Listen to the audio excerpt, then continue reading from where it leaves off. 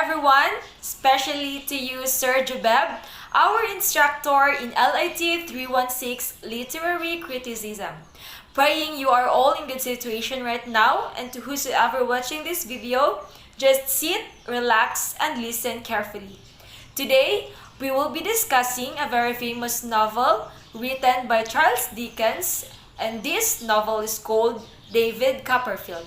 It was published as book in 1850 and it is an autobiographical novel, an age of coming novel, and buildings Roman as well. You have to watch this video carefully for better and fruitful understanding about the novel David Copperfield. Now, are you ready guys? I hope so. I am Jenny N.P. Padernal from BS Ed English Section A. Let us start my report with the question, why I choose this book. The reason why I choose the book David Copperfield, it is because a friend of mine recommended it to me since she claimed it included numerous life lessons. And yes, she is indeed correct. When I read the book synopsis, his narrative moved and inspired me. And I believed that stimulate my desire to dive deeper and read it because the author discusses his own life experiences, which includes various aspects of his life. At this moment, we will be talking about Charles Dickens, which is the author of the novel David Copperfield. So Charles Dickens was a British novelist, journalist, editor, illustrator, and a social commentator. One of the most important and influential writers of the 19th century. Dickens was born Charles John Hotham Dickens on February 7, 1812 in Portsmouth on the southern coast of England. The famed British author was the second of 8 children, and most of his novels first appeared in serialized form. In his early 20s, he made a name for himself with his first novel, The Pickwick Papers. Novels among his best-known works are Great Expectation, David Copperfield, Oliver Twist, Nicholas Nickleby, and A Christmas Carol. Now his father, John Dickens, was a naval clerk who dreamed of striking it rich, while Charles' mother, Elizabeth Barrow, aspired to be a teacher and school director. Now, despite his parents' best efforts, the family remained poor. Nevertheless, they were happy in the early days. Looking back on the experience, Dickens saw it as the moment he said goodbye to his youthful innocence, stating that he wondered how he could be so easily cast away at such a young age. He felt abandoned and betrayed by the adults who were supposed to take care of him. Now, these sentiments would later become a recurring theme in his writing. Now, Dickens married Catherine Hogarth soon after his first book, Sketches by Boz, was published. The couple had a brood of 10 children. During the 1950s, Dickens suffered 2 devastating losses: the death of his daughter and father. He also separated from his wife in 1858. Dickens slandered Catherine publicly and struck up an intimate relationship with a young actress named Ellen Nellie Turner. Among his accomplishments, he has been lauded for providing a stark portrait of the Victorian era underclass, helping to bring about social change. He is also a fierce critic of the poverty and social stratification of Victorian society. Moving on, we will be talking about the book. So David Copperfield is the 8th novel by Charles Dickens. The novel's full title is The Personal History, The Adventures, the Experiences, and Observations of David Copperfield, the younger of Blunderstone Rookery, which he never meant to publish on any account.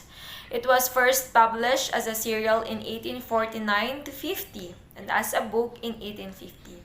Many elements of the novel follow events in Dickens' own life, and it is often considered as his veiled autobiography. Now it was Dickens' favorite among his own novels. Moreover, David Copperfield is a novel that has a major theme throughout the discipline of the emotion and the moral life. David Copperfield is the story of a young man's adventures on his journey from an unhappy and impoverished childhood to the discovery of his vocation as a successful novelist. Now, to understand more about the novel, let us talk about its summary. So, the novel started with the story of David Copperfield from his childhood to maturity. Now, he is both the protagonist and the title of the story. David Copperfield was born in Suffolk, England, 6 months after the death of his father, David Copperfield. So, for the information of everybody, David Copperfield is his father's name also. So, David spends his childhood happily with his mother, Clara Copperfield, and his kind housekeeper, Clara Peggotty. So, as you can see, his mother and his housekeeper's name is the same also, which is Clara. Now, after his father's death, his mother marries Edward Murdstone when he is 7 years old. But David and Clara Peggotty dislike him. During the marriage, partly to get him out of the way and partly because he strongly objects to the whole proceeding. David is sent to lodge with Peggotty's family in Yarmouth. There, David meets their Peggotty's brother, Mr. Peggotty, and his 2 adopted children, which is Ham and little Emily. David feels affection toward Emily, which is somewhat spoiled by her fond foster father. When David and Clara Peggotty returned from their house, they saw that his mother and Mr. Murdstone having money, and Mr. Murdstone's sister Jane Murdstone has also come there to stay with them. Between them, they tyrannize his poor mother, making her mother and David's lives miserable and controlled. After that, and when in consequence David falls behind in his studies, now Murdstone attempts to thrash him, partly to further pain his mother. David bites him and soon afterwards is sent away to a boarding school, Salem House, and this school is run under a ruthless headmaster, Mr. Creakle. There he befriends an older boy, James Steerforth, and Tommy Traddles. There he develops an impassioned and admiration for Steerforth, perceiving him as something noble, who could do great things if he would. Now David goes home for the holidays to learn that his mother has given birth to a baby boy. Shortly after David returns to Salem House, his mother and her baby die. Oh, how sad. And David returns home immediately. Peggotty marries the local carrier, Mr. Parkes. Murdstone sends David to work for a wine merchant in London, a business of which Murdstone is a joint owner. There he met a good and financially troubled Mr. Micawber family. This family have to move away from London because of financial crisis and to pay all their debts. And when they moved, David decided to leave as well and try to find his great aunt, Miss Betsy Trotwood.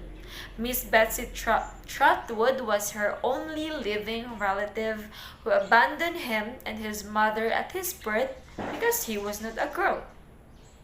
Now he walked a long distance to Miss Betsy's home. Miss Betsy sends David to school in Canterbury, and this school was run by a man named Dr. Strong. Now, David lives with a family with Mr. Wickfield with his daughter Agnes. Agnes is around David and will continually to give significant influence to him. Now, we will meet another character, Uriah Heep, Mr. Wickfield's servant. When David decided to go to visit Peggotty family, there he meets his friend Steerforth. From Steerforth, David comes to know from Emily that Steerforth and her cousin Ham were engaged, but both of them are not happy. Seems like Steerforth and Emily likes each other. Now, Miss Betsy encourages David to pursue a career as a proctor or lawyer in London. Proctor determines a kind of lawyer, and now David meets a lawyer, Mr. Spenlow. Makes Mr. Wickfield alcoholic, and his daughter Agnes becomes upset. Heep wanted to marry Agnes, but Heep was a fraud, but later exposed by Micawber and Tommy Traddles, who was David's friends, which gathered evidence that Uriah Heep committed a multiple acts of fraud.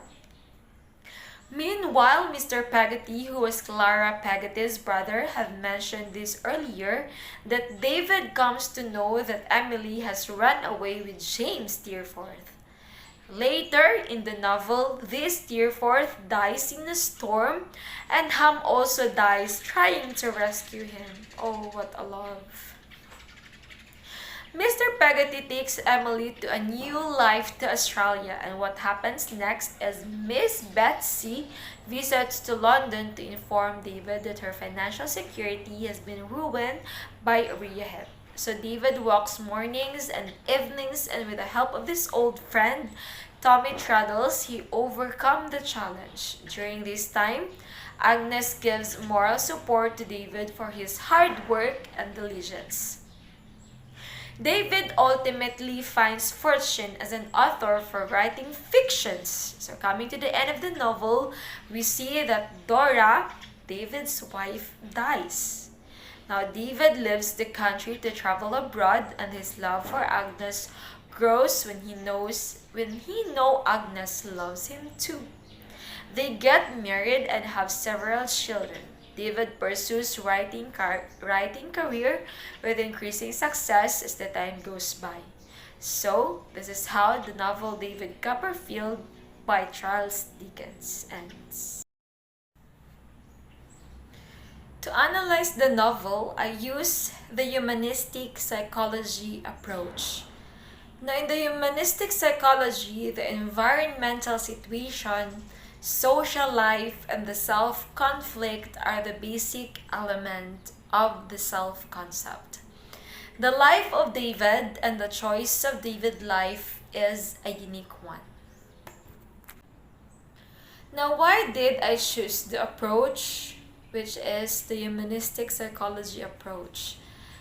It is because it is related to the human psychology. Its main point of the psychology is dealing with the life of the human beings. It can be shown in the hope, ambition, sadness, joy, needs, and respect. They show that humans have a unique thing inside of them, and it makes people have different dreams, hopes, desire, needs, and the way to make all of it work in life. People have a different style and problems that face in life. Let us describe the approach briefly. So, humanistic psychology approach, according to Roger, he states that a person's unique subjective experience of reality and self are central to any dynamic understanding of personality. The humanistic theory is psychology perspective that considers that all people are inherently good.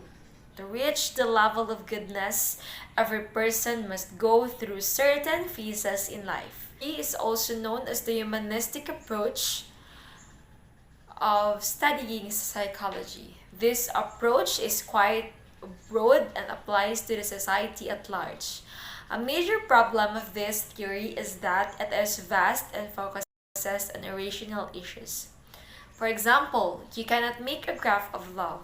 It's too vague and also unpredictable. Today, we will be having the criticism analysis using the approach I chose. So, although David narrates his story as an adult, he relays the impressions he had from a youthful point of view.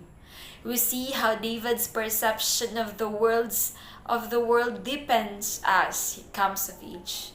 We see David's initial innocence in the contrast between his interpretation of events and our own understanding of them.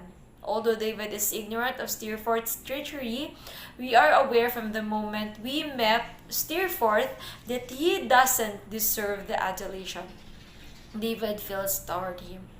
David doesn't understand why he hates Uriah or why he trusts a boy with a donkey cart who steals his money and leaves him in the road.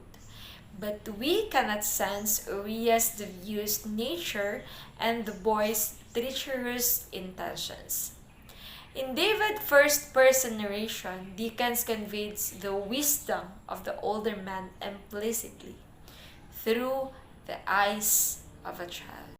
I think that ends my report for today. Thank you for listening and God bless you.